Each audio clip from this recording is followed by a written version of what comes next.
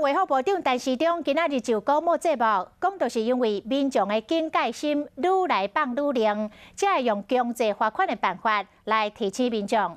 阿中部长嘛讲到美国猪，讲后个月嘛规划16署到美国去查抢。初期进口到台湾的美国猪，前5批拢会一批一批来检验，未来闹交。另外，陆委会等等的单位真早就来တင်情，希望讲今年过年会当来免拄到14天的检疫。但是中讲目前并无春节泡泡的规划，也就是台商等来过年，同款拢爱摕阴性的报告甲14天的检疫。讲这道关卡伊未来放哦，因为病毒无假期。商回台湾来过年这件事，全世界都一样。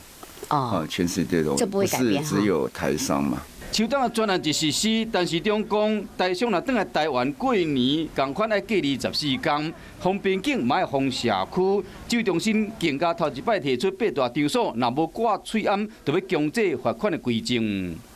觉得台湾的疫情里面，大家觉得很安心，那当然很好。可是这样的一个警觉性就弱了。那不得已只能用这样的一个强制的方法来加强大家对于口罩的遵从度。釜底抽薪的办法是去打疫苗，就是你用这种防疫手段去防疫呢，你要时间要拖得很久，然后顺从度一定是会越来越低的。上好是有预防车，是讲台湾研究的脚步较慢，买疫苗敢有谱啊？